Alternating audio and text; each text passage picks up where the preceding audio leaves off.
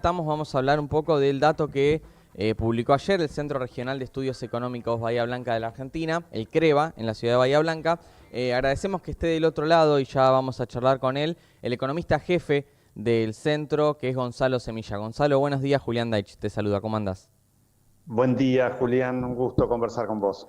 Bueno, otro mes donde avanza la desaceleración del número de inflación. Se está llegando a un piso, esto que decían que, bueno, quizás con la recesión y la caída del consumo se podía llegar a un 4 o un 5% mensual, pero quizás va a costar más llegar a un 1 o un 2%, que es lo que observaron este mes.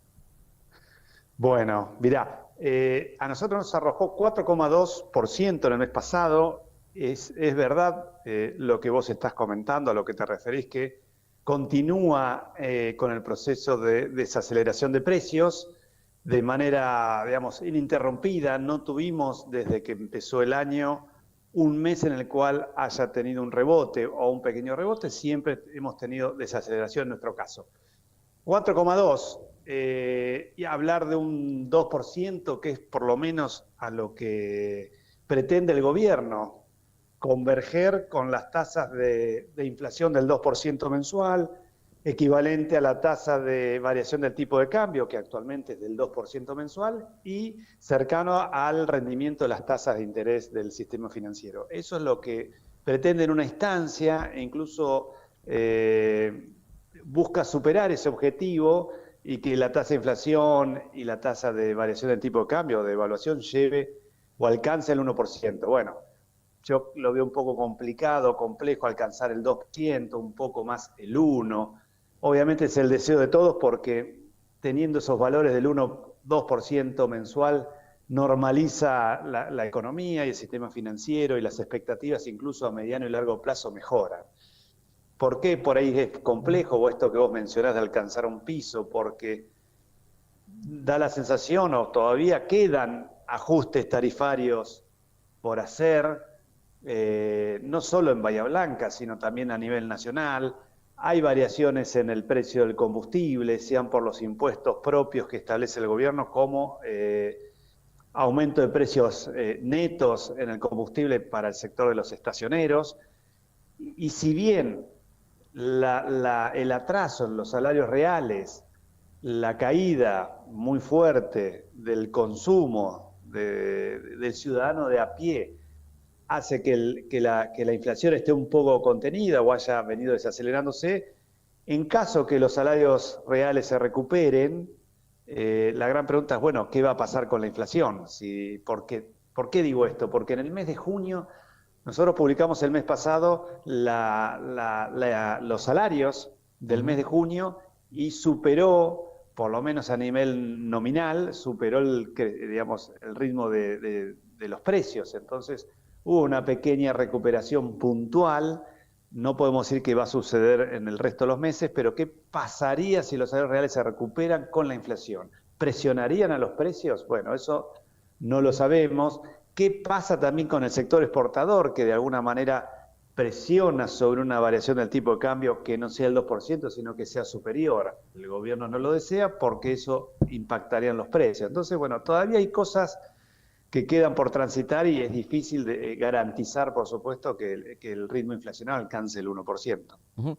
Gonzalo, de tantos años relevando este índice, tanto este como el de la canasta básica, ¿qué se puede decir sobre lo que viene siendo en 2024 los aumentos en precios de alimentos? Porque, por ejemplo, el acumulado viene por debajo del nivel general. ¿Qué está pasando? ¿Es directamente Sí, una relación con la caída del consumo? ¿Qué ven? sí, está bien la observación, porque es verdad, digamos, el acumulado de principio de año hasta ahora estamos en el 100, apenas lo superamos, 100,4%, y alimentos y bebidas da 2, 3 puntos por debajo. Bueno, es un indicador de que el consumo no está pudiendo, digamos, ha caído el consumidor, como yo le digo, el consumidor de pie o el ciudadano en Bahía Blanca no ha tenido el ingreso suficiente como para mantener su consumo general. Y el consumo general está de alguna manera graficado en el índice de precios. De alguna manera nosotros compramos cuestiones adquirimos alimentos, compramos indumentaria, obviamente algunos alquilan, obviamente tenemos que hacer frente a los pagos de las tarifas, etcétera. Digamos, hacemos un recorrido por todos los capítulos, pero alimentos y bebidas, que es el que más nos interesa, también hemos dejado de consumir algunas cositas o incluso pasar de primera a segundas marcas o segunda a tercera. Entonces, hay una especie de, bueno, no, la demanda no valida los aumentos y esto se nota, por eso se ha mantenido por debajo. Pero fíjate que cuando miramos el interanual, julio-julio, el nivel general de precios nos da 275%, un poquito más, y alimentos y bebidas 295, 20 puntos más. Es decir, en el año venimos por debajo, pero digamos, en este primeros 7 meses venimos por debajo, en el año venimos por arriba. Ese punto que vos dijiste es el que más nos interesa. ¿Qué pasa con alimentos y bebidas? Y de alguna manera eso de alimentos y bebidas está contenido en lo que es la inflación núcleo, que nosotros le llamamos, porque por un lado desglosamos de todo el índice de precios, desglosamos todo lo que es regulado, separamos todo lo que es estacional, frutas y verduras, cuestiones de vacaciones, cuestiones de indumentaria, y nos quedamos con todo el resto. Y dentro de todo el resto está gran parte de alimentos y bebidas, y el mes pasado nos dio un poquito por debajo del 3%, 2,9%. Ese dato es importante. Estaba mirando eso porque desde inicios del año hubo un cambio entre IPC núcleo y algunos regulados. ¿Cuál es esa diferencia y qué importancia le dan a la evolución de los precios en estos 7 meses? Bien, bueno, ese dato, digamos, cuando uno desglosa el índice de precio general de ese 4,2%, lo desglosan estas 3 categorías, ¿por qué se hace? Se hace para ver qué es lo que tracciona el índice de precios, si es, digamos, qué categoría, y es lo que viene ocurriendo. El gobierno entrante mencionó y dijo, bueno, nosotros vamos a libre competencia y vamos a desregular los sectores que el gobierno tenía cierta decisión sobre el mismo. Y tiene que ver con los servicios públicos, básicamente, que venían atrasados, se fueron liberando, se fueron actualizando. Obviamente lo sentimos en nuestros bolsillos, que tiene que ver con las facturas de agua, sobre todo de gas y de electricidad. Obviamente después ahí estaban los que eran los colegios, las cuotas de los colegios privados, estaba el combustible, estaban las comunicaciones, había un montón digamos, el boleto de transporte, había un montón de variables que estaban reguladas. En el mes pasado, el mes de julio, prácticamente lideró esa categoría con 12,8%. Y núcleo 2,9%. Y el estacional es algo que difícilmente podemos manejar. Claro. Tiene que ver con el clima, tiene que ver con el consumo de algunas mercaderías que son típicas de algún mes y de algún otro mes no lo consumimos. Tiene que ver también con la cuestión de vacaciones de invierno, aumentos de transporte interurbano o de hotelería y de indumentaria de ropa exterior para hombre y para mujer. Eso no es netamente estacional y no lo observamos mucho, pero sí regulado es el que viene mostrándonos cierto liderazgo y eso impacta en el nivel general. La situación de vivienda liderando ya hace creo que un par de meses la cuestión de los capítulos de la inflación. ¿Se atribuye meramente a tarifas? ¿Ves alguna situación con alquileres que todavía no se terminó de salir de esa tensión que había con la legislación? ¿Qué es lo que observaron? Mirá, acá están las dos cosas. Okay. Pero está bien la pregunta porque veamos el acumulado. Tomemos como referencia el 100% del acumulado. Vivienda estamos en 183. 183. Es lo que vos decís. Es el capítulo que está muy por encima del 100% y es el que está por encima del resto de los 8 capítulos. Y ahí tiene que ver justamente con que, sobre todo porque en marzo tuvimos un fuerte ajuste de la energía, de la luz puntualmente, fuerte impacto en ese capítulo y en el índice general. En el mes siguiente fue del gas, en el mes siguiente fue del agua, y en el mes siguiente volvió a ser, digamos, lo que fue julio fue nuevamente del agua. El agua fue en 2 meses consecutivos, incluso del 100% en un momento y del 50% en otro mes. Digamos, sufrimos aumentos muy fuertes, actualizaciones de tarifas, que se le llama precios relativos. Precio relativo es el precio de una variedad con respecto a otra. Y en esto tiene que ver con bienes y servicios, Los bienes venían subiendo muy fuertemente, los servicios no, se acoplaron de alguna forma, se actualizaron y lo que es el alquiler. Nosotros tomamos para el índice de contratos de locación, que es el famoso índice que publica todos los días el Banco Central. Es el índice que hasta diciembre estaba dentro de la ley de alquileres. Es el índice que se quejaban tanto inquilinos como propietarios, sí, porque eran bastante rígidos esos índices, se actualizaban una vez por año, el contrato era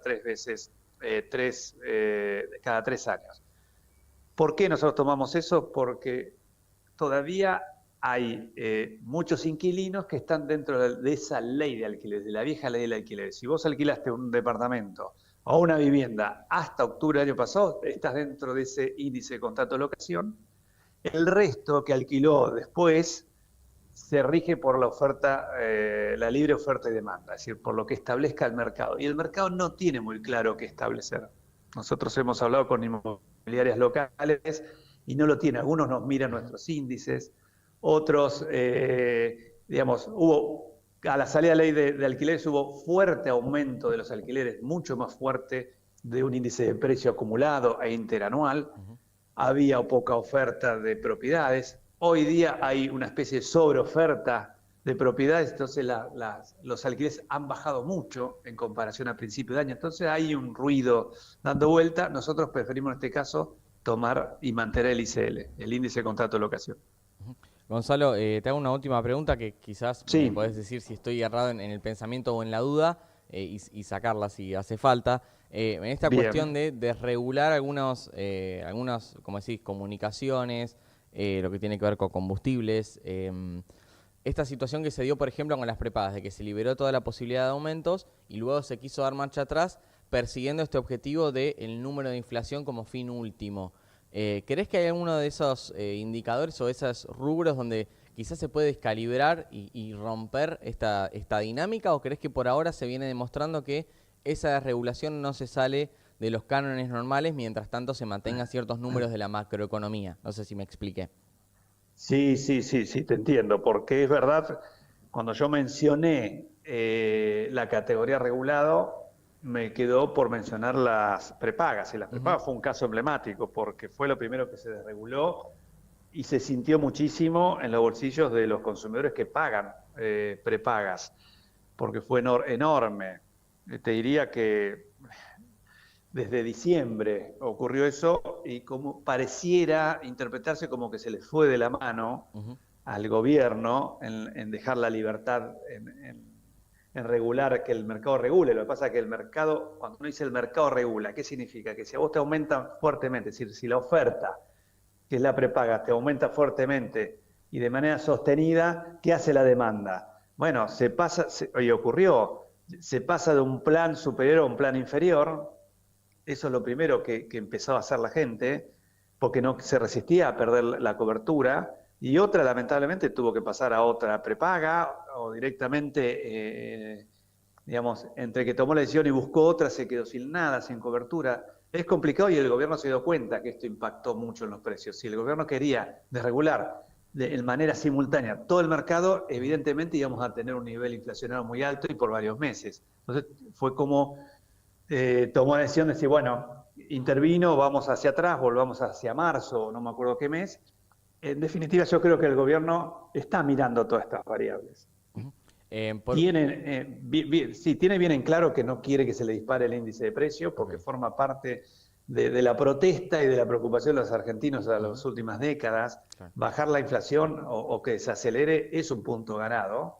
Después habrá que ver otras variables. Entonces va a estar mirando y observando para que no se le escape. Gonzalo, te agrego a esto porque me pareció interesante lo que comentaste. El objetivo también que se ha mencionado y que se habla, es un término que se utiliza mucho y a veces no terminamos de comprender qué abarca. El objetivo de acomodar precios relativos. ¿Tiene que ver con esto de desregular varios rubros a la vez e intentar llegar a mejores relaciones entre un precio y otro? Esto que decía, bueno, una zapatilla con un alquiler. ¿Cuánto ese tipo de relaciones tiene que ver con eso?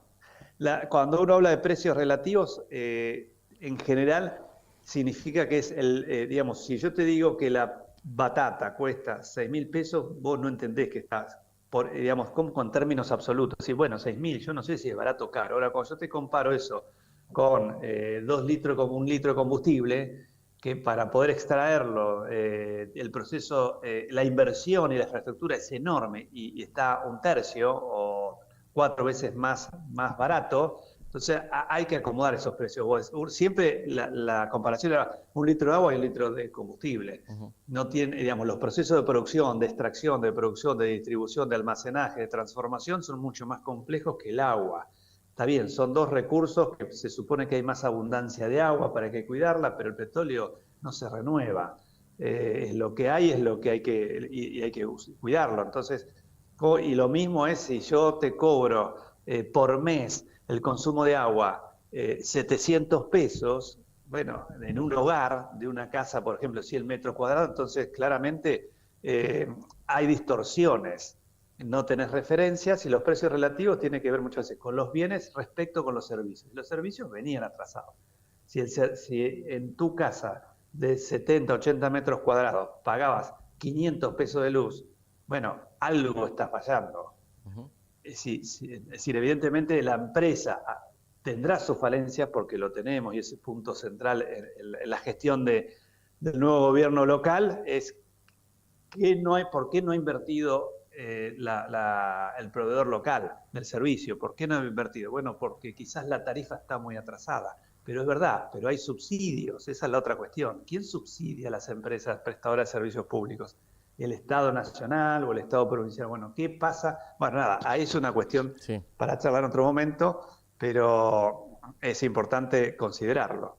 Gonzalo, ha sido muy amable y claro en todas las respuestas como siempre. Gracias por atendernos. Gracias, un abrazo grande a todos ustedes. Hasta la próxima. Un abrazo. La palabra de Gonzalo Semilla, economista jefe del CREVA, abordando varios puntos, ¿no, Mati? Que estaba bueno charlar. Esto de, bueno, querer acomodar precios relativos desregulando todo, cuál es el límite, el ejemplo de las prepagas, qué puede pasar con las telecomunicaciones, qué puede pasar con el transporte, con el combustible, donde mes a mes sigue aumentando, ¿viste? Y uno siente que quizás es una continuidad de la política de combustibles y energía para vehículos de el gobierno anterior, de la gestión económica anterior.